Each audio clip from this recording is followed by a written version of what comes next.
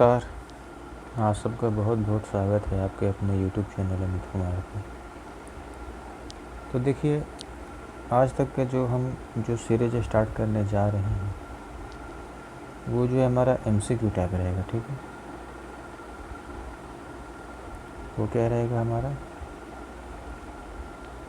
MCQ question रहेगा, जो कि जितने भी रिसेंट एग्ज़ाम में पूछे गए हैं 2019, 20 और 21, तो जो SSC के जितने भी जो एग्ज़ाम हैं जो हाल ही में पूछे गए हैं, तो उन सब का जो है हम पूरा सीरीज लेकर के आ रहे हैं। ठीक है, और इसमें हम जो है डेली के रोज़ लगभग 10 से 15 क्वेश्चन करेंगे इसमें। ठीक है, और इसमें स्टैटिक पोर्शन पर मैं ध्यान देना चाहूँगा। ठीक है, ये काफ़ी डिस्क्रिप्टिव नहीं रहेगा, लेकिन बीच में थोड़ा थोड़ा हम इसमें बता दिया करेंगे। ठीक है, तो चलिए इसी के साथ हम शुरुआत करते हैं। और आज जो हम पढ़ेंगे वो हम पढ़ेंगे कॉन्स्टिट्यूशन। ठीक है, कॉन्स्टिट्यूशन के जितने भी एग्ज़ाम पूछे गए हैं संविधान से रिलेटेड, ये हमारा क्या है, एक हमारा टॉपिक है। ठीक है, ये हमारा एक चैप्टर है हमारा। ठीक है, और कुछ लोगों का डाउट था कि आर्टिकल वगैरह, हाँ आर्टिकल वगैरह भी हम इसमें करेंगे। ठीक है, लेकिन आज जो है हम कॉन्स्टिट्यूशन से लगभग 25 से 30 सवाल बनते हैं जो कि पूछे गए रहे, हम उसको हम पूरा करेंगे। ठीक है, तो देखिए,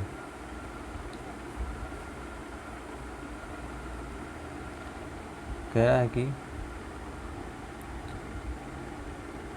as per the constitution of India, panchayat at the intermediate level may not be considered in a state having a population not exceeding, कह रहा है कि यानी कि भारत के संविधान के अनुसार एक राज्य में मध्यवर्ती स्तर की पंचायतों का गठन नहीं किया जा सकता। ठीक है, देखिए 3 टाइप के लाभ होते हैं, वो मैं आपको बताता हूँ कौन कौन से होते हैं। ठीक है, जैसे कि देखिए,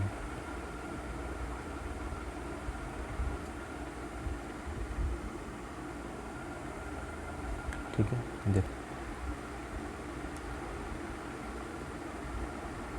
देखिए पंचायत जो होता है, देखिए इसमें लिखा हुआ है कि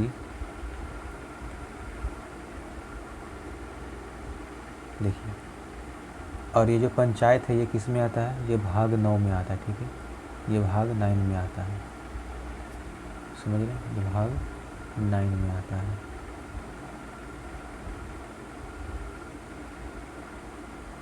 देखिए ये भाग 9 में आता है, और in this part unless the context otherwise defined से। अब इसका डेफिनेशन क्या है, देखिए डेफिनेशन है हमारा डिस्ट्रिक्ट। देखिए डिस्ट्रिक्ट मीन्स क्या होता है, तो डिस्ट्रिक्ट मीन्स होता है ए डिस्ट्रिक्ट इन ए स्टेट, यानी कि एक स्टेट में डिस्ट्रिक्ट हो। ये पर्टिकुलर मैं आपको जो है जो कॉन्स्टिट्यूशन है उसी के रिलेटेड मैं आपको बताना चाह रहा हूँ। देखिए उसको होता है ग्राम सभा। ग्राम सभा मीन्स होता है a body consisting of person registered in electoral rolls relating to a village comprised with the area of panchayat at the village level, यानी ग्राम सभा का जो पर्सन है वो अगर रजिस्टर्ड है इलेक्टोरल रोल्स में, ठीक है, तो वो जो है क्या है कि पंचायत का जो विलेज लेवल के स्तर पर जो ग्राम सभा हो जाता है। ठीक है, उसका होता है इंटरमीडिएट लेवल। इंटरमीडिएट लेवल, देखिए इंटरमीडिएट लेवल मीन्स होता है a level between the village and district level specified by the governor, क्योंकि गवर्नर के द्वारा ये जो है नापा जाता है कि जो इंटरमीडिएट लेवल मध्यवर्ती स्तर है या फिर डिस्ट्रिक्ट लेवल रहेगा। ठीक है, उसी के हिसाब से जो है डिस्ट्रिक्ट अलॉट किया जाता है। ओके, पंचायत मीन्स होता है an institution by whatever names called, यानी पंचायत क्या है, ये एक मतलब कि किसी पंचायत अगर को बना दिया जाता है तो कोई भी नाम दे दिया जाए। ठीक है, इसमें लिखा हुआ है इंस्टीट्यूशन, माने कि अपना खुद का इंस्टीट्यूशन है। ठीक है, और ये जो है self government constituted under article 243B के तहत है, यानी आर्टिकल 243B के तहत है। यहाँ जो हमारा पंचायत है ये हमारा किसके अंदर आता है, ये आर्टिकल 243 में आता है। ठीक है, किस में आता है, आर्टिकल 243 में आता है, रूरल एरिया में, जो कि गाँव इलाके में होते हैं। देखिए पंचायत एरिया हो गया, मीन्स हो गया the territorial area of panchayat. देखिए पॉपुलेशन को, देखिए पॉपुलेशन मीन्स हो गया the population of a certain at the last preceding census of which the relevant figure have been published, यानी इसका जो इंडिया का जो है पिछला बार 2011 में सेंसस आया था, उसी के बिहार पे जो है काउंट करा जाता है कितना पॉपुलेशन में है, ठीक है। और विलेज मीन्स विलेज हो ही गया, देखिए ओके। तो यही मैं आपको बताना चाह रहा था, क्योंकि एक पॉपुलेशन जो होता है कि नॉट मोर देन 20 लाख नहीं होना चाहिए, ठीक है। आइए मैं आपको लेकर चलता हूँ क्वेश्चन पे।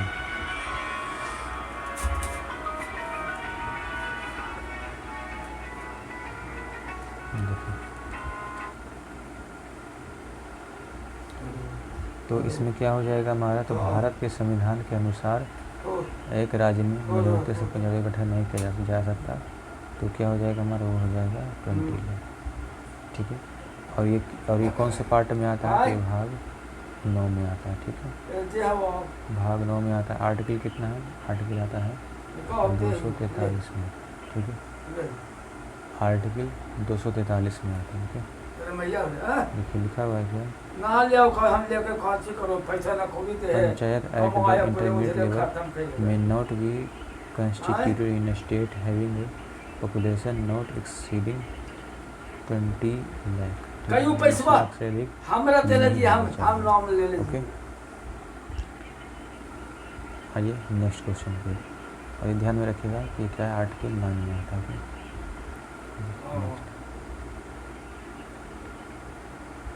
ना बोलो ना करो the first health minister of independent, Bharat के पहले स्वास्थ्य मंत्री कौन थे, तो ये थे कौन थे, ये थे राजकुमारी अमृत कौर, ठीक है। राजकुमारी अमृत कौर थे। देखिए राजकुमारी अमृत कौर, इसका पूरा नाम था राजकुमारी बीबी जी अमृत कौर। इनका जन्म हुआ था 2 फरवरी 1889 को, और जो डेथ हुआ था वो था 6 फरवरी 1964 को। Was an Indian activities and politician. She was appointed as the first health minister of India in 1947, 1947 में जो इनको अपॉइंट किया गया था, ओके। नेक्स्ट क्वेश्चन देखिए,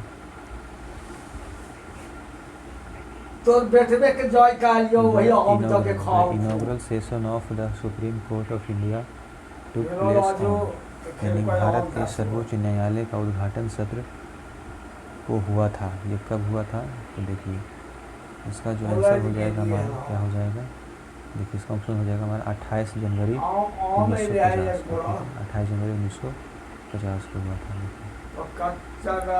तो भारत के सर्वोच्च न्यायालय का उद्घाटन जो हुआ था वो था 28 जनवरी 1950 को। ये हमारा आंसर हो जाएगा, ठीक है, 28 जनवरी 1950 को।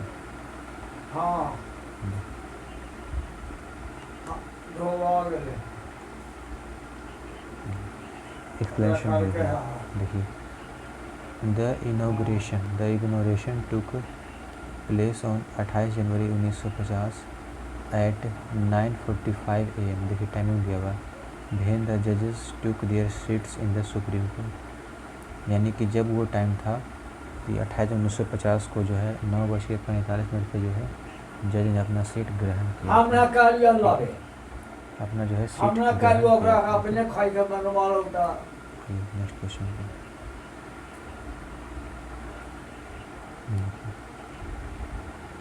Who was appointed as Assembly's constitutional advisor in 1946 during the framing of Indian Constitution, यानी भारतीय संविधान को तैयार करने के दौरान 1946 को सभा का संवैधानिक किया गया था, BN राव को किया गया था।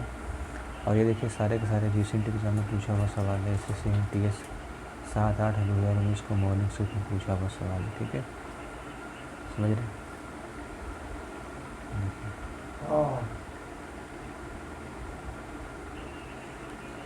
तो ये कौन थे, तो भारतीय संविधान तैयार करने के दौरान 1946 में सभा का संवैधानिक सलाहकार जो नियुक्त किया गया था, ये BN राव को नियुक्त किया गया था। अब जान लेते हैं BN राव के बारे में। देखिए BN Rao was a jurist and appointed as a constitutional advisor to the assembly and Rao prepared the original draft of the constitution। इन्होंने ही प्रिपेयर किया था ओरिजिनल ड्राफ्ट को, ठीक है। So option number A is the correct. ठीक है, देखिए number 5। हाँ which of the following is not मानो एक दो खारवा कंस्टिट्यूशन वाला तो अच्छी जिनमें नॉवल से एक कौन कॉपी एक और संवैधानिक दूसरा निकाय नहीं है? तो number first is finance commission, वित्त आयोग। दूसरा काय नीति पैसा आयोग। नहीं है तीसरा हमरा कुछ नेशनल पता ना कमीशन फॉर चला शेड्यूल्ड से ट्राइब्स, राष्ट्रीय अनुसूचित जनजाति आयोग। या फिर चौथा इलेक्शन कमीशन, चुनाव आयोग। इसका ऑप्शन क्या है? नीति आयोग। नीति आयोग क्या है हमारा? एक संवैधानिक निकाय नहीं है। देखिए नीति आयोग का फुल फॉर्म जो हो रहा है, जैसे नीति आयोग जो है ये फॉर्मर था हमारा पैसा प्लानिंग झूठ कमीशन उठ था। जाएगा ठीक पैसा है, का हैज चारा है वो नीति चीज आयोग वो हैज चीज नेवर है बीन खत्म passed in an act of parliament and nor it has been mentioned anywhere in the constitution. ये जो संविधान किसी भी में नहीं निश्चित किया गया and thus it is definitely सुया रेलको की नीदर ए नजर को जब ना स्टैट्यूटरी कचो और नॉर ए तो कॉन्स्टिट्यूशन, रेलको और यानी एक दूसरा संवैधानिक काम बॉडी चली से नहीं है। ठीक है, सो ऑप्शन बी हो जाएगा नीति आयोग। नीति देखें, नीति आयोग का जो चेयरमैन जो अध्यक्ष होता है कौन होता है? नीति आयोग का अध्यक्ष अभी हैं कौन? नरेंद्र मोदी। ठीक है, काई तकाई ना ना वो हम ना पे ठीक वो है। हां सो ये और नेक्स्ट थोड़ी क्वेश्चन सा पहले ठीक हो जाए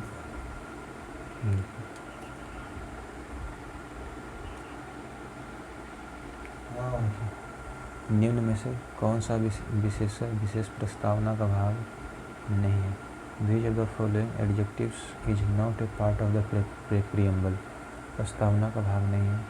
number 1 is liberty, tolerant, sovereign या सेकुलर। तो टॉलरेंट यानी क्या है? सहिष्णु। सहिष्णु क्या है हमारा? विशेषण प्रस्तावना का भाग नहीं है। इसके अलावा स्वतंत्रता, सोवरेन, धर्मनिरपेक्ष ये हमारा क्या है? ये हमारा बात है जो कि किया गया कि भारत क्या है कि स्वतंत्र, संप्रभुता और सेकुलर है कंट्री है। ठीक है, टॉलरेंट देखिए एक्सप्लेनेशन देखिए। Preamble declares India to be a sovereign, socialist and secular and democratic republic. Democratic republic है ये हमारा संविधान में निहित किया गया। ठीक है, ओके देखिए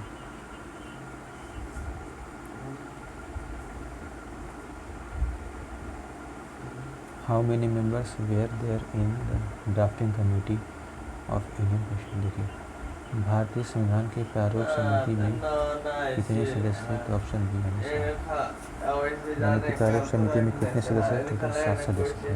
भारतीय संविधान के प्रारूप समिति में कितने सदस्य? 7 थे। The drafting committee of Indian constitution has 7 members. ठीक है, as Pandit Govind Ballabh Patel and Pandit Govind Ballabh Pant, Kanaiyalal Maneklal Munshi K Munshi और ex home minister Bombay Gopala Swami Ayyangar, ex prime minister Jammu and Kashmir and later member of Nehru cabinet. This committee was appointed on 29 अगस्त 1947 को अपॉइंट किए थे। ठीक है, तो उसमें कितने से टोटल 7 सदस्य थे। एक हमारे हो गए पंडित गोविंद बल्लभ, फिर दूसरा हो गया कनिहाल मखीलाल मुंशी के मुंशी, फिर हो गए एक्स होम मिनिस्टर और जो कि एन गोपाल स्वामी अयंगर, फिर x prime minister Jammu and Kashmir and later member of Nehru cabinet से। ठीक है, और ये कमेटी का जो 1947।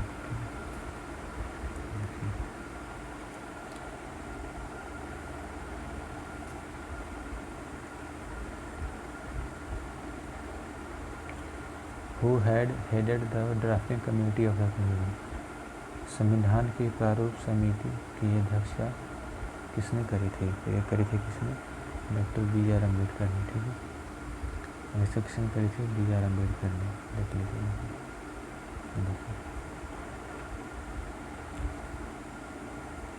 Doctor B.R. Ambedkar was the head of the Constitution Assembly of India and presented the final draft of the Indian Constitution to Dr. Rajendra Prasad on 25 November 1949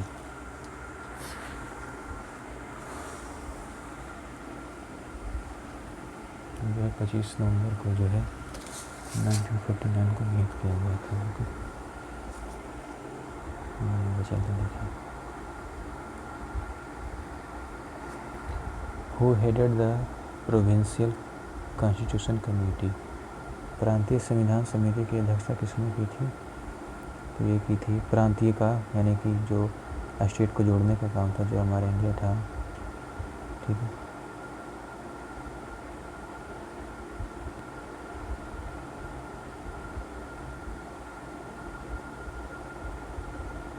जो India को जोड़ने का काम करा था, ये किसने समिति की भाषा किसने की थी? तो सरदार वल्लभ भाई पटेल, ठीक है। यानी कि प्रांतीय संविधान समिति के अध्यक्ष थी सरदार वल्लभ भाई पटेल, ठीक है। देखिए, Sardar Vallabh Bhai Patel the constituent assembly appointed a total of 13 committee, 13 committee गठन किया था to deal with different task of constitution making समानानी, and out of these 8 major committees and the were minor committees, and the provincial committee was headed by the सरदार वल्लभ भाई पटेल, वल्लभ भाई पटेल द्वारा जो है head किया गया था, ठीक है। तो सिंपल से ध्यान में रखना क्या कि प्रांतीय समिति द्वारा की थी, तो की थी सरदार वल्लभ भाई पटेल ने। सुना, नेक्स्ट सवाल पर चलते हैं। कहा कि भारत के संविधान के द्वारा किस प्रकार की नागरिकता प्रदान की जाती है? तो ये की जाती है सिंगल सिटीजनशिप, ठीक है। सिंगल एकल नागरिकता प्रदान की जाती है। The constitution of India provides a single and uniform citizenship to every citizen of the country. Any citizen, irrespective of his birth or residence, is entitled to enjoy civil and political rights. Civil political rights throughout the country. ठीक है। Number 11 देखिए, when did the Constituent Assembly adopt the Constitution of India, यानी भारतीय संविधान सभा के भारत के संविधान को कब स्वीकार किया गया था? तो ये किया गया था 26 नवंबर 1949 को, ठीक है। 26 नवंबर 1949।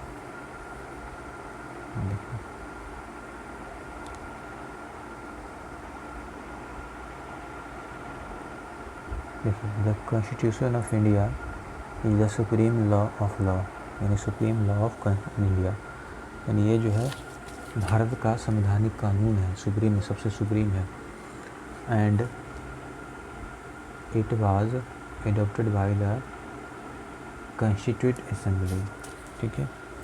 यानी संविधान सभा के द्वारा जो है 26 नवंबर 1949 को स्वीकार किया गया था, और जो है जो इफेक्टिव हुआ, यानी कि लागू हुआ, ये हुआ था 26 जनवरी 1950 को, ठीक है।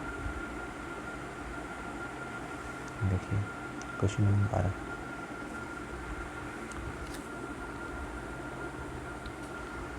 देखिए 1967 में भारत के संविधान में राजभाषाओं की सूची में निम्नलिखित में से कौन सी भाषा को शामिल किया गया था? तो ये जो है सिंधी भाषा को शामिल किया गया था, ठीक है।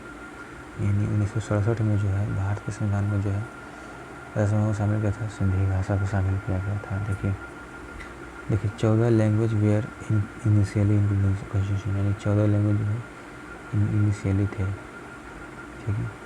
लेकिन अब जो है कितनी टोटल लैंग्वेज है? 22 भाषाओं के साथ में, ठीक है, 22 भाषाओं के साथ में।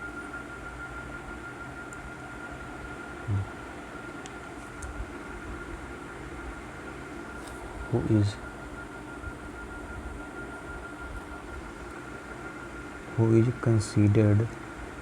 considered as the father of Indian Constitution, यानी भारतीय संविधान का जनक किसे माना जाता है, ठीक है, भारतीय संविधान का जनक किसे माना जाता है, तो ऑप्शन हमारा क्या हो जाएगा, ऑप्शन डी भीमराव अम्बेडकर को, ठीक है। देखिए, popularly known as the Baba Saheb Ambedkar, doctor Bhimrao Ramji Ambedkar was one of the greatest leader of the modern India and has been considered as the father of Indian constitution, ठीक है। और ये जो है इनके के लीडर के रूप में माने जाते हैं, ओके।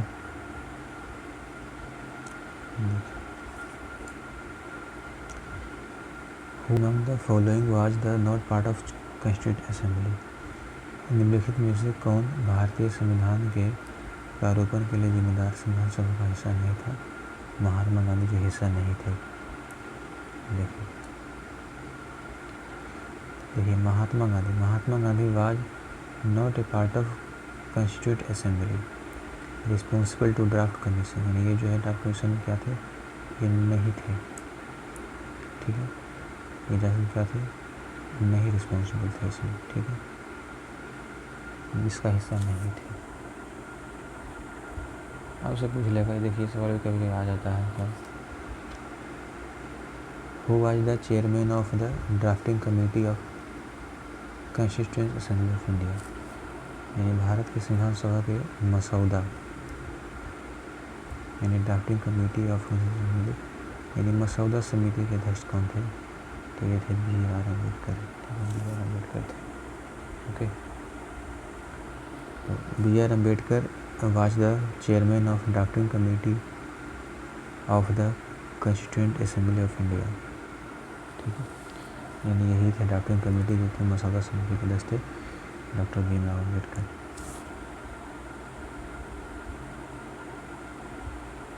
तो चलिए आज के लिए इतना ही रखते हैं, बाकी हम नेक्स्ट दिन देखेंगे, ठीक है। उसको हम आज के लिए इतना ही रखते हैं, बाकी हम नेक्स्ट दिन देखेंगे इसको।